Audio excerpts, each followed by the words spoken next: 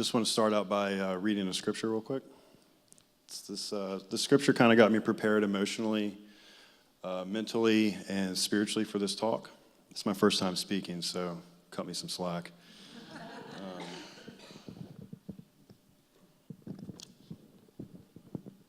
This is 2 Corinthians 12:7.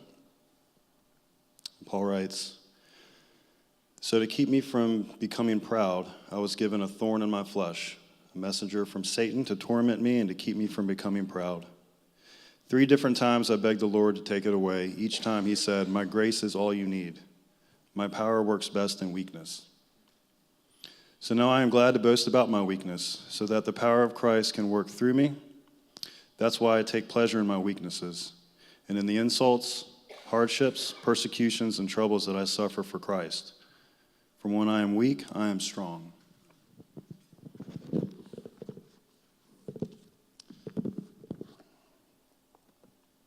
So, my thorn, I'm an alcoholic. I'm a drug addict. I've been sober since January 6th of last year.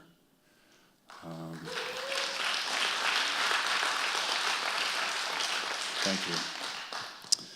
I started drinking and using around the age of 12, not regularly at 12, but that's when I found alcohol, and I noticed that it could change the way that I feel.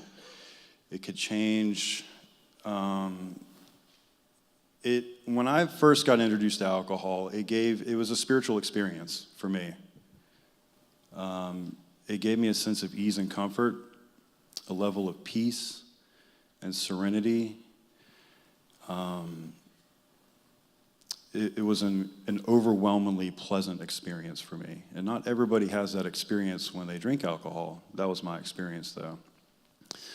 So from the age of 12 on, my social skills, my life skills began to be neglected because I sought alcohol to fix every single problem I had. No matter what was going on around me, I knew alcohol could fix my problem. And for a long time, it worked for me. And I come from an alcoholic home. My father was an alcoholic. And there was a lot of turmoil in our house growing up. There was confusion, a lot of chaos. There was a lot of anger. My father is no longer with us, but I miss him all the time. Me and my dad did not have a pleasant relationship. In fact, it was quite ugly.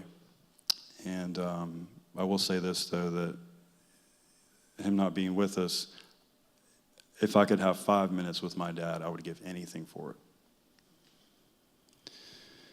So, at age 12, I was a star baseball player. For some reason, I could get up on a pitching mound and just strike people out without thinking about it. It was very natural to me to just get up and strike people out. And I got a lot of praise for being a good pitcher. And I had an identity through being a good baseball player. And at the age of 15, I blew my elbow out. And I was never the same athletically after that. So I lost my identity. I didn't have anything else to give me a sense of, nobody was coming up to me and saying how awesome I was at just living life.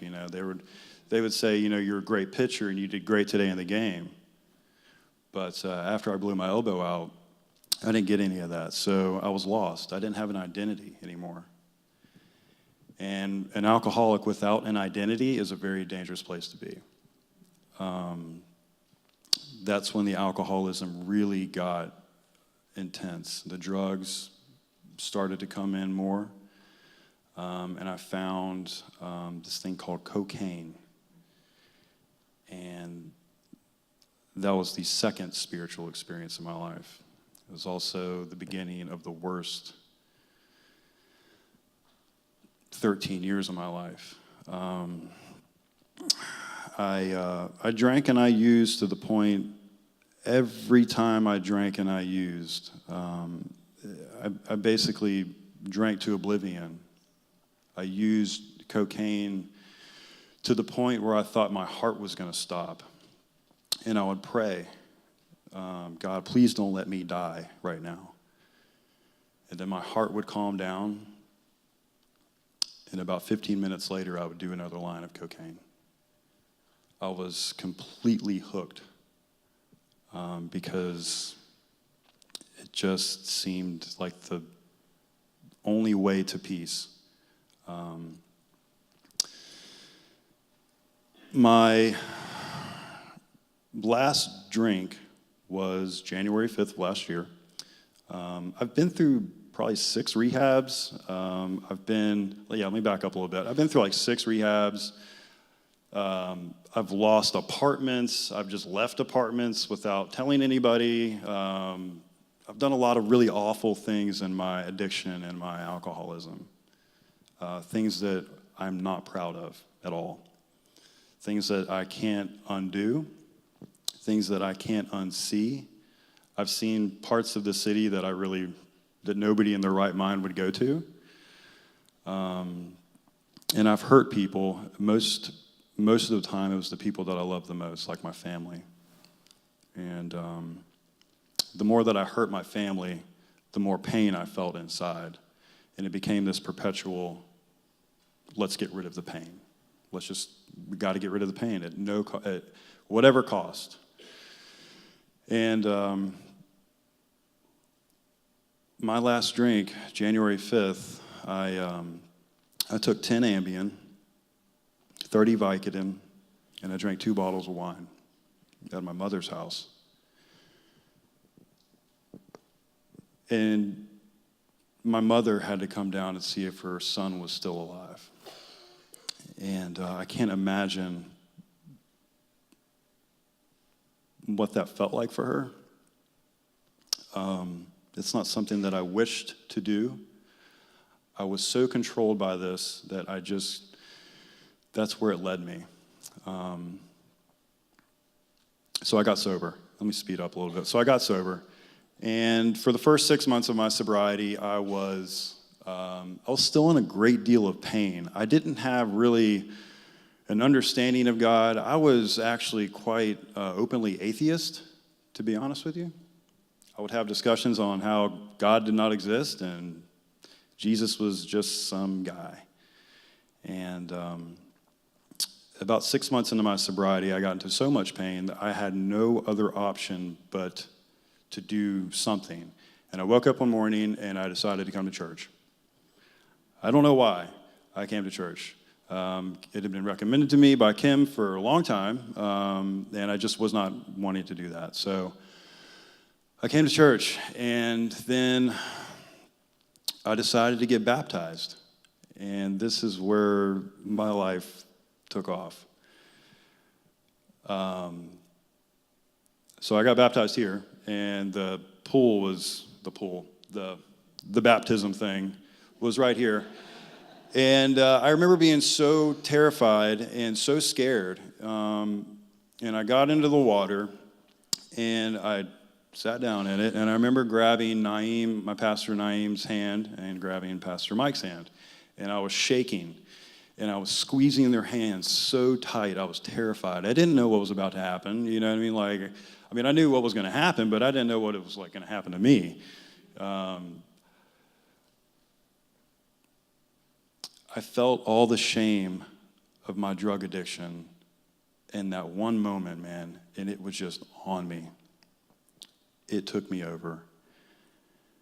And they were praying for me. I didn't really hear what they were saying. I was just terrified. And then they dipped me under the water.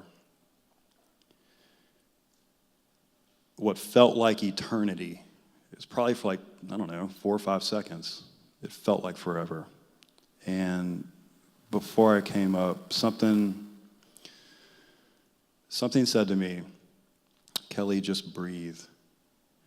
And before I came up out of the water, when I came up out of the water, I took a breath of air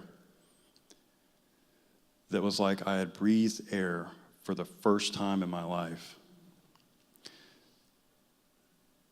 all that shame, all that tightness, all that guilt over what I had done in my life just disappeared in an instant. It was the most peace-filled breath I've ever had in my life. And I'm an alcoholic. I'm a drug addict, right? I've taken drugs to get a feeling of euphoria, and I nearly killed myself doing it for 13 years, man. And I pumped drugs into my system a lot. And not once did I ever come close to the feeling I got coming out of that water. It was an incredible moment I will never, ever forget. And I just knew in that moment,